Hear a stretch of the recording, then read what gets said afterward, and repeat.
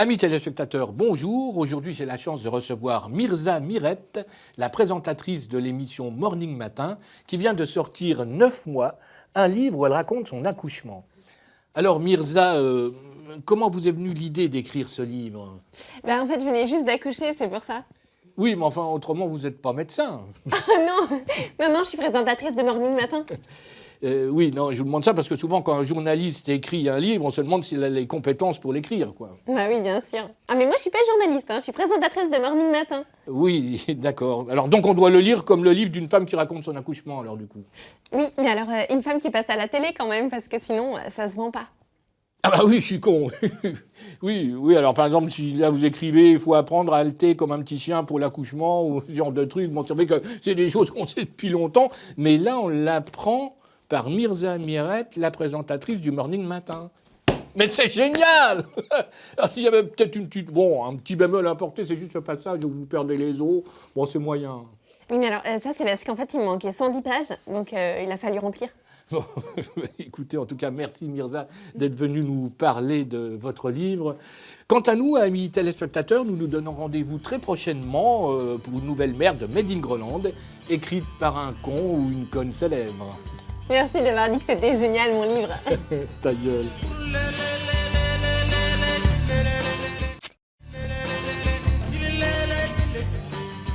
Amis des mots, bonsoir. Ce soir, je suis contraint de recevoir Malmurne Giachot.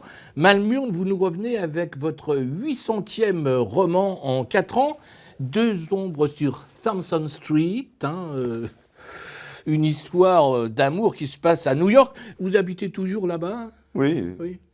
Alors, parlons un peu de ce couple dont vous nous racontez la rencontre avec le style qu'on vous connaît. Alors, bon, lui travaille dans une grande agence de pub, elle est actrice. Oui. Alors, tout de suite, dès les premières pages, vous y allez fort. Oui. Écoutez, je ne résiste pas au plaisir de vous lire ces quelques lignes pour les téléspectatrices qui nous regardent.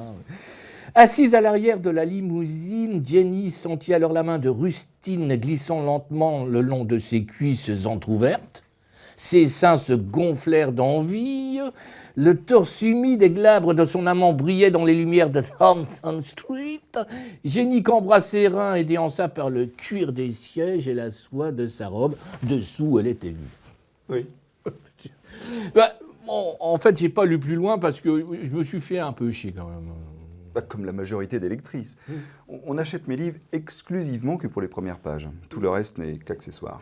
En fait, vous ne devriez commercialiser que les dos de vos livres. Nous perdrions beaucoup moins de temps. Eh bien, merci. C'était un livre, un dos. Et à bientôt pour d'autres désolations littéraires. C'est vraiment une belle merde. Oui, merci.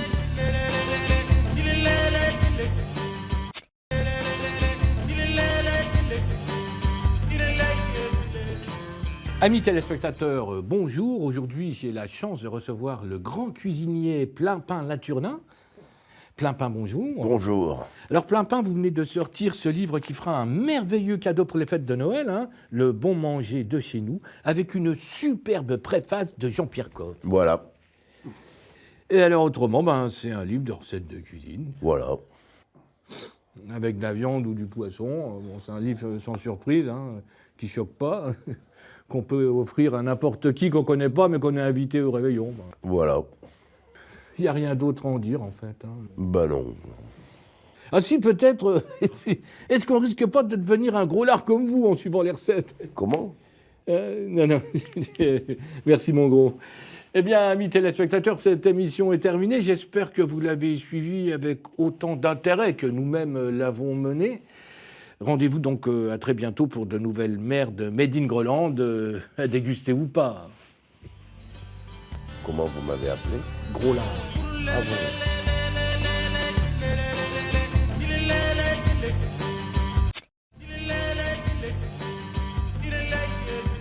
Amis téléspectateurs, bonjour. Aujourd'hui, j'ai la chance de recevoir l'immense écrivain Christine Engros pour son dernier livre intitulé sobrement Roman. Alors pourquoi ce titre roman?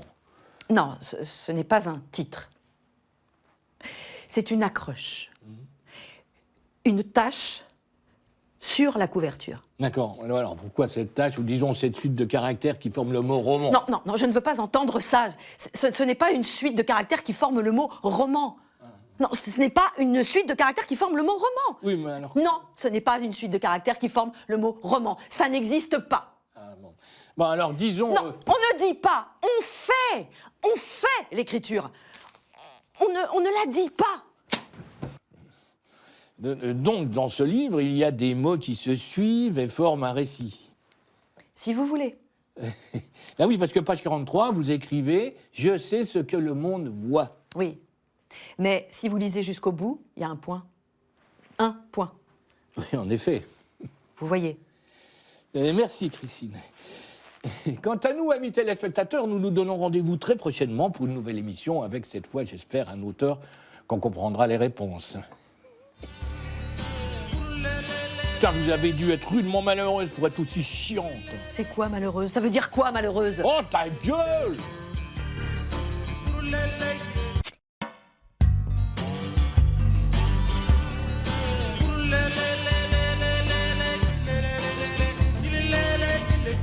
Amis téléspectateurs, bonjour. Aujourd'hui, j'ai la chance de recevoir Pépé Milux, le célèbre imitateur de Gros Repin, de Gros Luxembourg, mais aussi des grognoles de l'info.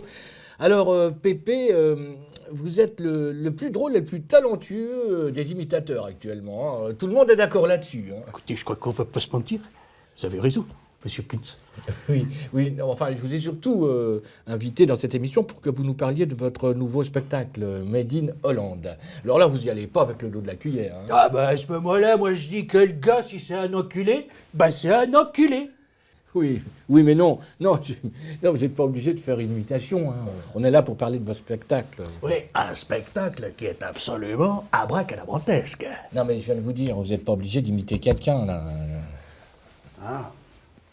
Vous avez raison, monsieur. Et d'ailleurs, je vais en parler à ma femme. Non, mais putain, mais ta gueule, connard! T'es pas dans ton théâtre de merde, je t'ai dit de pas faire d'imitation, t'es en interview, là, putain! Enfin, je ne comprends pas. Oui, bon, ta gueule. Eh bien, merci, amis téléspectateurs, d'avoir suivi cette interview de ce gros cabot qui se croit toujours en spectacle, même quand c'est pas le moment. Et à très bientôt pour de nouvelles merdes made in Groenland. Je suis monsieur Giscard d'Estaing. Et imiter mon poing dans ta gueule, tu sais faire ça? Ok.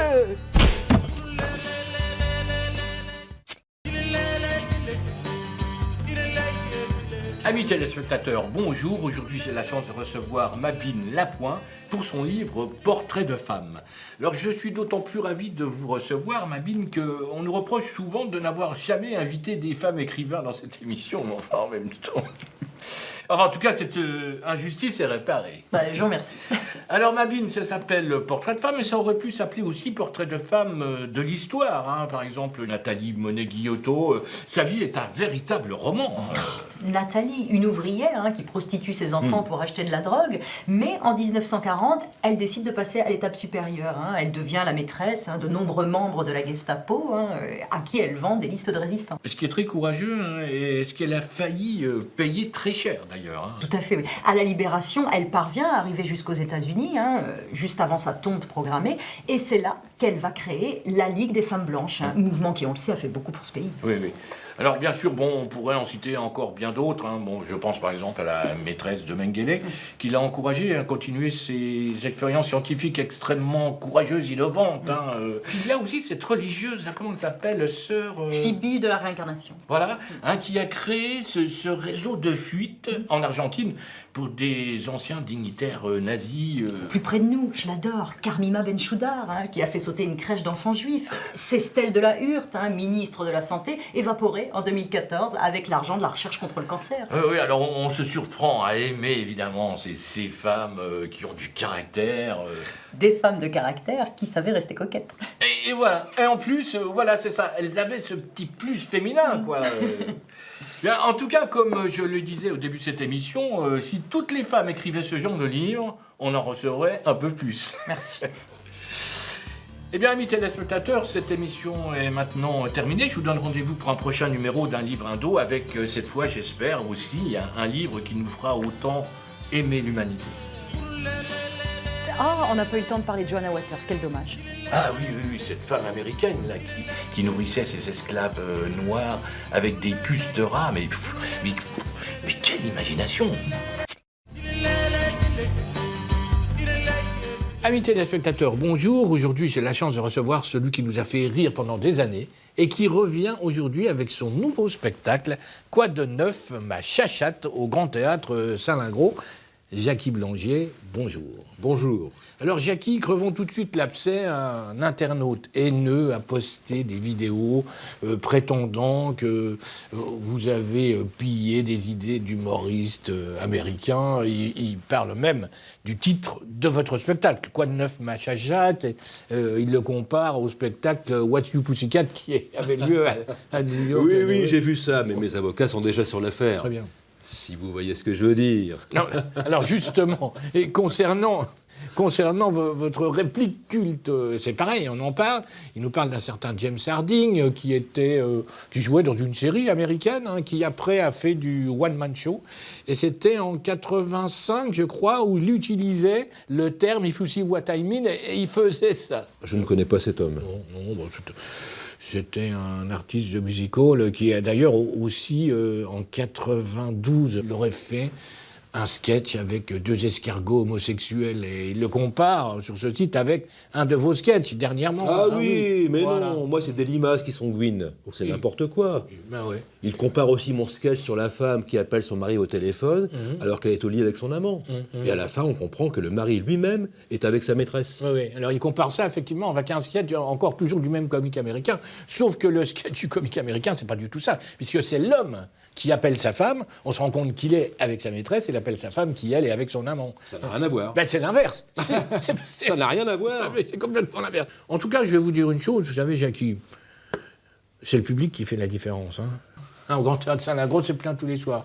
C'est peut-être la meilleure réponse que vous puissiez faire aux jaloux. Mais merci en tout cas d'être passé. Quant à nous, amis téléspectateurs, nous nous donnons rendez-vous pour un prochain Un livre à dos avec, j'espère, un auteur qui sera aussi imaginatif que Jackie, si vous voyez ce que je veux dire. À quoi ça sert de savoir qui a écrit un sketch du moment que le public aime ça? Oui, surtout que vous faites tous un peu les mêmes sketchs. If you see what I mean.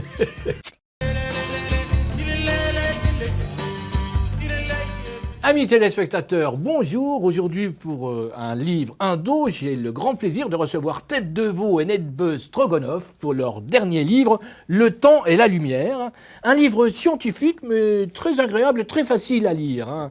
Alors par contre, dès les premières pages, alors là, vous n'y allez pas avec le dos de la cuillère, avec la description de l'univers, vous nous dites en effet que c'est un gros camembert.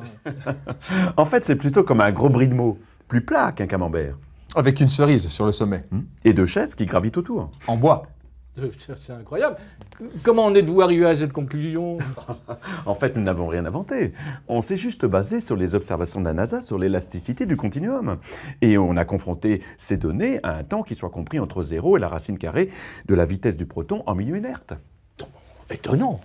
Mais et alors, page 140, vous nous dites qu'il neige parfois sur le Soleil. Ah oui, enfin, ça, on sait ça quand même plus ou moins depuis l'Antiquité. Oui, certains astronomes avaient émis l'hypothèse de chute de neige sur le Soleil en étudiant les œdèmes de Quinque en milieu austral. Vous vous rendez compte? Avec les progrès de la physique quantique, on sait aujourd'hui, grâce à la célèbre formule HP puissance 2 sur 16 égale V12, que la théorie du principe cosmologique d'Einstein s'adapte parfaitement à la vitesse du photon, mais qu'on note une discordance avec la vitesse du temps qu'on pourrait qualifier de linéaire en matière de nucléosyntose. Ce qui est fantastique avec vous, c'est qu'on pourrait vous écouter pendant des heures, tellement vos propos sont passionnants. Oh oui, vous savez, c'est surtout parce que nous sommes nous-mêmes passionnés par toutes ces questions que nous avons envie de faire partager notre savoir aux lecteurs. Eh bien, merci pour eux. En tout cas, je ne voudrais pas terminer cette interview sans vous poser la question que tout le monde se pose. Qu'est-ce que vous avez fait à votre nez, là? Vous aurez... Eh bien, écoutez, nous avons l'habitude de répondre à cette question en citant la fameuse maxime du cardinal Richard Anthony, qui disait « Écoute, mon ami, la réponse est dans le vent. » Bon, bah, on n'en saura pas plus.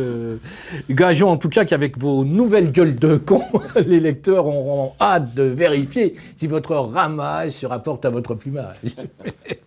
Eh bien, mes lecteurs, cette émission est maintenant terminée. Rendez-vous très bientôt pour découvrir de nouvelles merdes made in Groenland. Dites vulgarisation, ça vient bien de vulgaire. Tout à fait.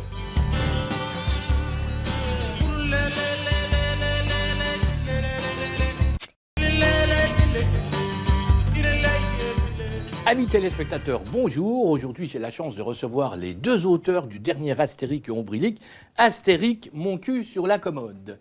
Alors, notons tout de suite que cet album est le 36e. Oui. 36 en presque 57 ans, pour un total de 350 millions d'exemplaires vendus dans le monde. Alors, comme le dit si bien Michel Drucker, qui est bien placé pour le savoir, l'important, c'est pas d'être là, mais c'est de durer. Oui. D'autant qu'il n'y a pas que ces petites conneries de bande dessinée. Il y a aussi le parc Astérique, qui accueille entre 1 et 2 millions de personnes par an. Quant aux 9 films d'animation, eh bien, on les voit régulièrement à la télévision pendant les fêtes entre deux bêtisiers. Bien sûr, on est d'accord, le plus important, c'est quand même les 48 millions de spectateurs qui ont vu les 4 films tirés de la série. Je passe bien sûr sur les nombreux jeux vidéo, j'en ai dénombré personnellement plus d'une trentaine sur tout support, ordinateur, tablette, téléphone portable, bon. Qu'est-ce qu'on peut rajouter de plus ? On pourrait rapidement parler de l'histoire de l'album. De la... L'histoire. Ah non, on est à la télé ici. Non, l'important c'est de dire que ça se vend, et que si les gens ne l'achètent pas, c'est que c'est des cons. Et précisément, c'est mon rôle de le rappeler. Alors merci, amis téléspectateurs, d'avoir suivi ce numéro d'un livre indo. Et je vous donne rendez-vous très prochainement pour un nouveau numéro spécial promo inutile pour un livre qui se vend déjà. Ça aurait été bien quand même qu'on raconte un peu l'histoire. Ah bah oui, mais là, faudrait trouver un journaliste littéraire à la télé. Non, je sais pas si ça existe.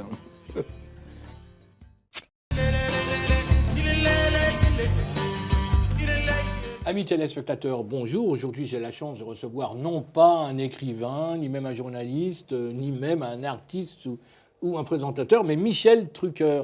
Michel Drucker, vous venez de sortir ce livre, de Gros 1 à Gros 2, en passant par Grop 1 et RTG. Alors, dans ce livre, vous nous racontez un petit peu votre carrière, quoi. Écoutez, on ne doit pas se cacher la vérité.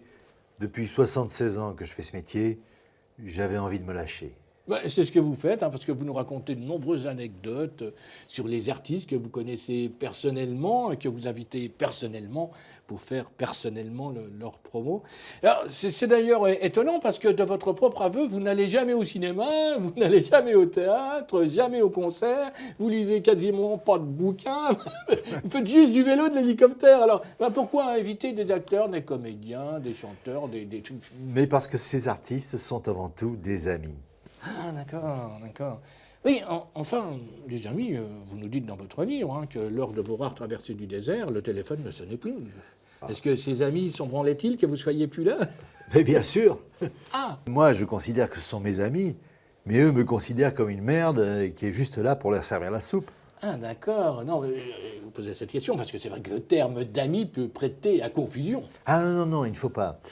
Non, moi, ce sont mes amis. Mais eux ne me considèrent pas comme le leur. Et d'ailleurs, je vais vous faire une confidence. Oui. C'est ce qui fait qu'on dure ou pas à la télévision. Merci Michel pour cette grande leçon de professionnalisme. Je vous remercie aussi d'ailleurs d'avoir accepté de venir à notre émission parce que franchement, vous êtes passé partout pour vendre votre livre et vous auriez pu nous envoyer chier. Mais je l'ai fait parce que vous êtes mon ami. Merci encore. Eh bien, quant à vous, amis téléspectateurs, je vous donne rendez-vous très prochainement pour une nouvelle merde de Made in Groenland, écrite par un ami que je présenterai comme un ami. Et en fin de compte, je ne comprends plus rien à qui est ami avec qui.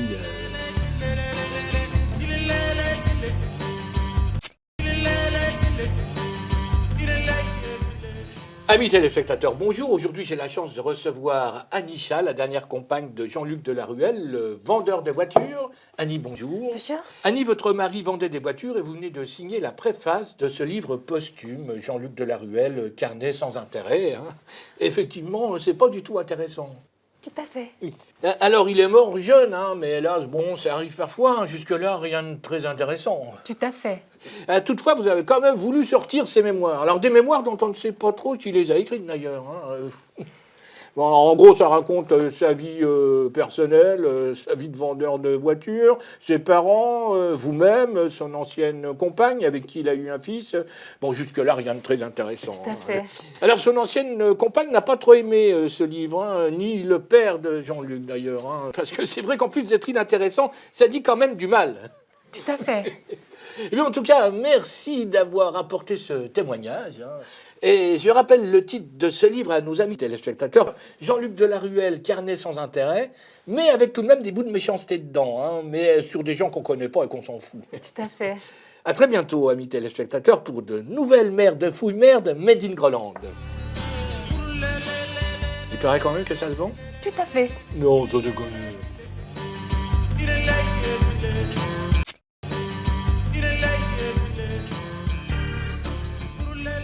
Amis téléspectateurs, bonjour. Aujourd'hui, je reçois plus qu'un auteur, je reçois un véritable ami. Alors, Nick Vedos, bonjour. Bonjour. Tu viens de sortir ce livre-là, C'était un connard. Alors, bon, qui raconte l'époque où, avec toute cette bande de potes, là, on allait dans les boîtes de nuit, on faisait les cons, enfin bon, c'est incroyable, quoi. Oui, mais c'est pas vraiment le sujet, là, justement. Ben oui, mais justement, c'est un peu le reproche, peut-être. Enfin, j'étais un peu déçu par ça, parce que... bon, attendez, bon, je ne nie pas que c'est vrai, à l'époque, avec les filles, il y a des fois, on allait un peu loin, c'est vrai. Mais en même temps, je voudrais te poser une question. Dans les boîtes de nuit, les filles, justement, elles y vont comment? Elles y vont en pantalon de jogging et en pantoufles? Mais pourquoi cette question à la con? Ben parce que non, justement, pour aller dans les boîtes de nuit, les filles, elles se font belles. Elles ont des talons comme ça, des robes hyper moulantes, et on n'est pas de bois, surtout si on est bourré, Non, quoi. non, mais là, l'interview part très très mal. Moi, j'ai justement écrit ce bouquin pour montrer que je voulais changer et que j'avais compris que c'était pas bien. Attends, mais qu'est-ce que tu crois? Attends, il y a déjà des comédiennes qui veulent plus tourner avec toi. C'est cramé, hein. Non, là, tu vas apprendre à les connaître, les femmes, à mon avis. Là. Eh ben, j'espère bien. Parce que les temps changent. Oui, mais les temps changent, d'accord. Mais pas comme tu crois. Le président du plus grand pays du monde le dit, les femmes, ça s'attrape par la chatte. Alors, attends. me parle pas de Trump, putain. Attends, mais t'étais rigolo comme lui avant. Quoi? Non, mais là, c'est bon, ça va. Si c'est pour me comparer à Trump, moi, j'aime autant me barrer, d'accord? C'est pas... Désolé, amis téléspectateurs, mais notre invité d'aujourd'hui est un peu soupolé. Je vous donne rendez-vous pour un prochain livre indo avec un auteur, j'espère, beaucoup plus serein. Mais reviens, putain, Nick, on va pas se fâcher pour des gondesses.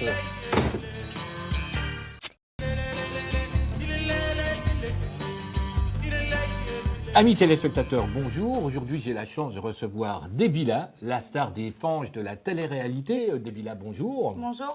Debila, vous venez de sortir votre premier livre, Allô, sous-titré « Comment j'ai devenu star à la télé ». Alors, ce livre, vous l'avez écrit toute seule, hein Oui, avec mes nichons. Oui. Alors, vos nichons expliquent votre petite manie de dire allô, hein, qui vous a rendu célèbre. Je vous cite. « Je disais allô pour dire que l'autre qui me parle attend, c'est trop. Je suis pas une basque espagnole, il a qu'à s'acheter des boucles caisses s'il comprend rien. » Bah ouais. Allô, quoi. Oui. Autrement, on apprend des choses assez incroyables. Hein. Vous écrivez « Un jour, il faisait nuit, et je ne saurais pas décider s'il faut aller en boîte. Alors, j'y ai pas été. » Ouais, mais ça, c'est trop triste. Ah oui, vous avez raison, c'est vraiment trop triste. On va arrêter là. Hein. En tout cas, merci, amis téléspectateurs, d'avoir suivi cette interview cruciale, hein, puisque nous recevions aujourd'hui une écrivaine à qui la télévision donne la parole tous les jours. Il doit bien y avoir une raison. En tout cas, je vous donne rendez-vous très prochainement pour de nouvelles mères de Made in Groland, écrites ou non, avec des nichons. Et avec le cul, vous écrivez? Ah ben non, je suis dyslexique de la fesse droite.